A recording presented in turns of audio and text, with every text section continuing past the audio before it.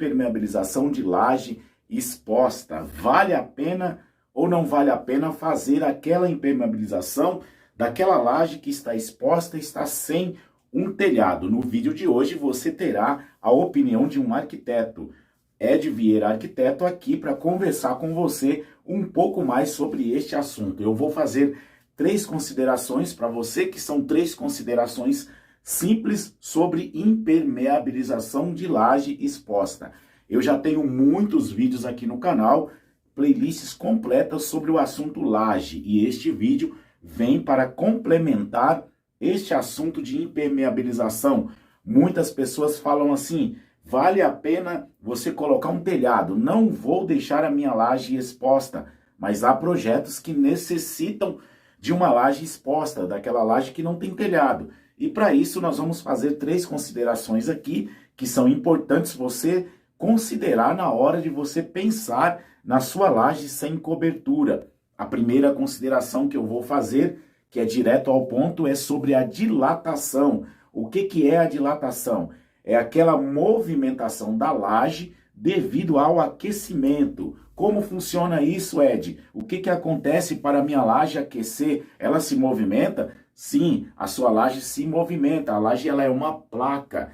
Ela é uma grande placa das peças estruturais. Ela é uma placa. E nós sabemos que todas as peças da construção, ela tem uma dilatação devida ao aquecimento do sol. O aquecimento do sol vai provocar essa dilatação. Neste quesito, a laje sofre muito mais, ela vai dilatar mais.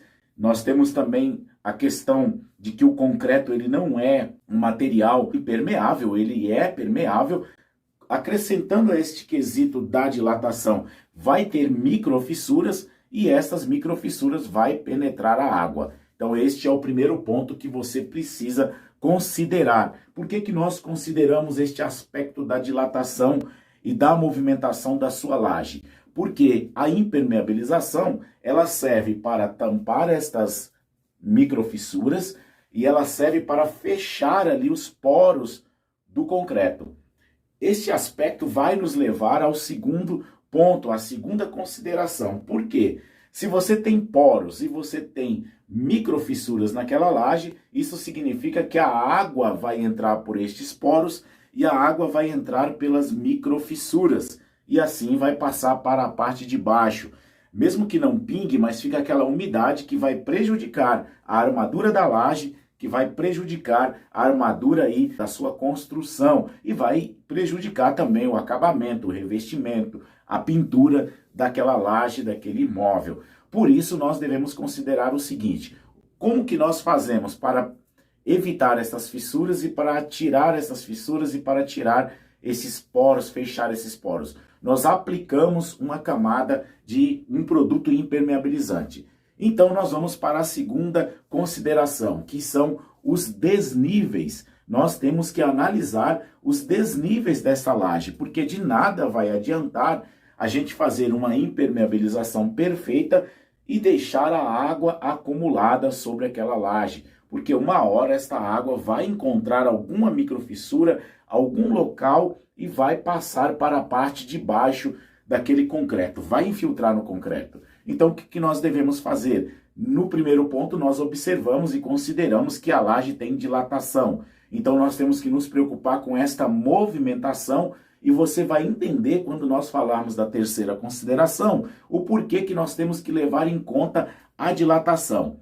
Agora nós estamos levando em conta os desníveis. Então, quando nós fazemos uma laje que ela é impermeabilizada, ela vai receber a água da chuva, esta água vai ficar sobre esta laje e vai para um ponto de drenagem, seja aquele ralo específico para a laje, seja os ralos de uma viga calha, seja os ralos de um ponto de drenagem ali daquela laje, a água vai para aquela direção. Estou muito acostumado a ver, são lajes que têm uma grande quantidade de água acumulada em dias de chuva. Por quê? Porque não foi feita uma regularização na hora da concretagem e antes da impermeabilização, ou mesmo não existindo uma impermeabilização, não houve ali a execução de um contrapiso de regularização. Sim, isto é necessário que você, na hora da concretagem da sua laje, não deixe aquela laje cheia de buracos, de locais onde pode acumular água. É por isso que às vezes você vê que tem lajes que tem anos e anos e anos, nunca teve uma impermeabilização e nunca teve infiltração, porque na hora que a pessoa fez a concretagem desta laje, ele deixou as caídas ali, os desníveis na concretagem em direção à saída de água. Então é importante você considerar na hora da concretagem, e se na hora da concretagem ainda ficou alguns pontos que tem ali os buracos onde vai acumular água, que você execute um contrapiso de regularização. Você vai fazer ali uma camada de contrapiso, mas não com o objetivo de deixar no nível, e sim com o objetivo de deixar a caída de água em direção aos pontos de drenagem, aos pontos de descida de água. Levando em consideração este segundo aspecto que eu te falei, essa segunda consideração, nós vamos para a terceira consideração, que são os tipos de impermeabilizantes. Sabemos que a laje ela sofre a dilatação, ela estica durante o sol, ela encolhe durante a noite quando esfria um pouco mais. Esse movimento de vai e vem causa microfissuras. Estas microfissuras faz com que a água entre. A impermeabilização, como eu já disse, vai fechar estas microfissuras, vai fechar aqueles microporos. Esta impermeabilização ela precisa ser uma impermeabilização elástica. Ela precisa ser uma impermeabilização flexível. E aí que nós batemos naquele ponto. Tem aí pela internet mais muito vídeo falando a respeito daquela impermeabilização que você faz com cimento, mais argamassa de assentamento de piso, mais cola, mais alguma coisa. Alguns colocam açúcar e falam assim, olha, ficou muito bom, ficou muito top, vai resolver. Por algum tempo vai funcionar, porque aquele material ele não é tão elástico. Então, na primeira oportunidade de água sobre aquele material, vai funcionar muito bem, a água não vai passar. Mas com o passar do tempo, a movimentação daquela laje e a dilatação, aquele impermeabilizante que você aplicou de forma caseira, que você preparou de forma caseira, vai trincar novamente. Por isso que você tem que pensar, então, em uma impermeabilização profissional. E aí você deve estar dizendo, mas não presta também. Aquela impermeabilização de manta não presta. Eu vou falar 3 tipos de impermeabilização aqui, nesta terceira consideração. 3 tipos, que é a manta asfáltica, a manta líquida e o cimento elástico. Sim, a manta asfáltica você deve estar pensando, não presta, não funciona, não resolve. Sabe por que não presta, não funciona, não resolve? Muitas vezes pela forma de aplicação. Muitas vezes porque o profissional que aplicou não fez de acordo com as orientações do fabricante e de acordo com aquilo que tem que ser feito. A manta asfáltica é aquela manta que você passa o primer, aquece e aplica, aquela manta que parece uma borracha. Essa manta eu já vi em muitas situações que a pessoa aplica e não faz um contrapiso, não faz uma argamassa de proteção, uma proteção mecânica sobre esta manta. E precisa fazer isso. Por quê? Esta manta ela vai dilatar e com a ação direta do sol e a ação direta da chuva, as intempéries vai abrir microfissuras nesta manta. Então ela precisa estar sob uma camada de contrapiso. Ela precisa estar protegida por uma camada de uma proteção mecânica. Então você já entendeu aí. É uma impermeabilização onde vai ter pessoas passando. Se você tem uma laje exposta na qual há movimentação de pessoas, você precisa aplicar esse tipo de impermeabilização. Às vezes é uma passarela, às vezes é um ponto onde há o tráfego de pessoas, então precisa ser feito esse tipo de impermeabilização. Não é muito comum você usar aí na sua casa, porque é uma impermeabilização cara. Você tem que fazer a regularização com o contrapiso antes, aplicar esta manta, aplicar sobre esta manta mais uma camada de contrapiso. Então você tem que pensar na fundação, na estrutura, no tipo de laje que você vai utilizar e depois nessa impermeabilização, que é uma impermeabilização pesada e cara. Então não é para qualquer laje que você vai aplicar a manta elástica. Essa manta ela vai funcionar, a manta asfáltica, ela vai funcionar se for aplicado dessa forma. Apenas aplicar a manta sobre uma laje vai resolver por um tempo e depois vai voltar a vazar água de novo, novamente. Se você ainda não se inscreveu no canal Falando de Cidade, vem com o Ed, se inscreve, ativa o sininho para não perder vídeos como este, não é verdade?